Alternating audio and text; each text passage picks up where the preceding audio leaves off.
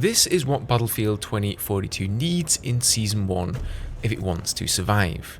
I know a lot of people will argue that the game is already dead, it's unredeemable at this point, and no amount of content, bug fixes, or gameplay balance passes will bring you back to this game, and that's fair enough, you know. If that's how you feel, I 100% understand where you're coming from.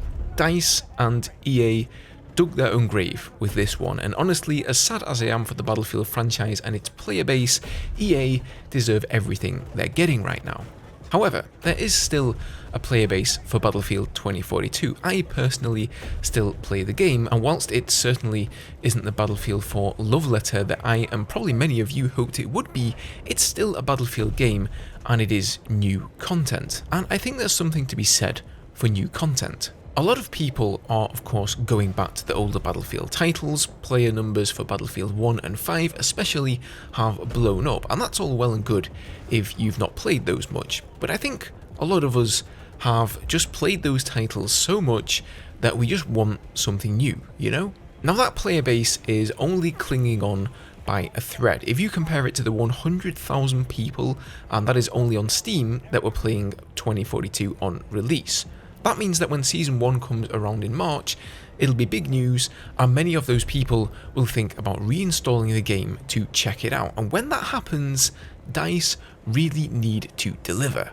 So here we go. These are the things in my mind that Battlefield 2042 needs to survive.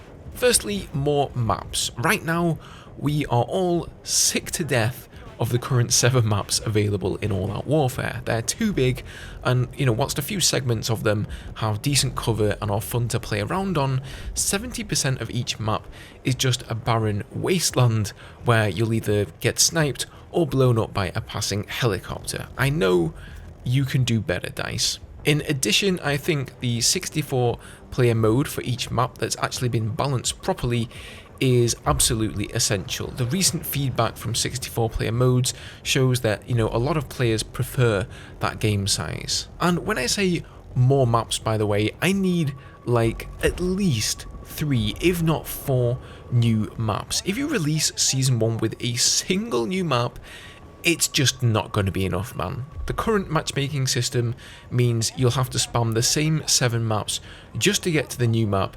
It's just going to be a bore. Previous games that had DLC packs like Battlefield 4 would drop 4 maps at a time every few months, and you know, those really kept the game alive, especially when you could jump into an actual server with only those maps. The next thing on my list would be more game modes. Why do we still only have Conquest and Breakthrough available in the All Out Warfare mode? Let's see some more game modes. I mean, just to compare here, look at the selection we have in Battlefield 4. When Portal came along, I thought it was going to be purely for custom experiences made by the community, but it seems like DICE are also throwing, you know, regular game modes in there that we've had for years, like Gunmaster and TDM. In my opinion, those game modes should be in the All Out Warfare mode and not tacked onto Portal as if they're something new and exciting. New weapons and new vehicles. One of the main critiques I see for the game is the limited selection of weaponry. We need more weapons, guys, and I mean like a lot more. If you go the Call of Duty route and drop like maybe 1 or 2 weapons in the entire Season 1 Battle Pass and that's it, there will be backlash. We need at least 2 more weapons for each category, and that's being very lenient. If you want to go and add more weapons into the Battle Pass tiers on top of that, that's great, but we also just need a starting amount that we don't even have to unlock, in my opinion. For vehicles, I would like to see the attack jets return. If you wanted, you could have them share a spawn slot with attack helicopters so we don't get, you know, overrun by even more vehicles. And I know that vehicles do need some balancing in terms of their power and mechanics, but you know what, that's a topic for a whole other video. And that leads me on to the next thing, Naval Combat. One of the best maps in Battlefield 4 was Paracel Storm. Now there was a map that did weather effects and storms correctly. Wow, what an atmosphere that map had. So far though, we don't have any water maps in 2042, so that is big untapped potential right there. Maybe bring back the attack boats, the jet skis, and everything that goes with that naval theme. Now obviously there'll be new skins and whatnot with a battle pass system. If you like that, that's cool. Personally for me, I really couldn't give a toss about skins, and ironically that is probably the one thing on this list that almost none of us care about, but I can tell you will 100% be present in Season 1, so that's that. Next up, all of the legacy features, as you call them, that are missing, these need to return. A scoreboard obviously is a good start, that's a big one, but also those smaller details, all those little options that we've gotten used to having, the fully customizable UI options, you know, being able to turn the jet roll camera on or off, a spectator mode.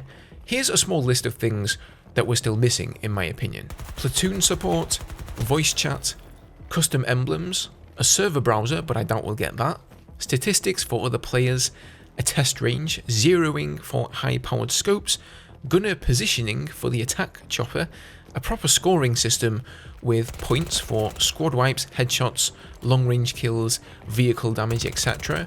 Zooming in on the spawn screen. The list goes on and on, really, but you get the point. We need all of these things back that we used to have in the previous games.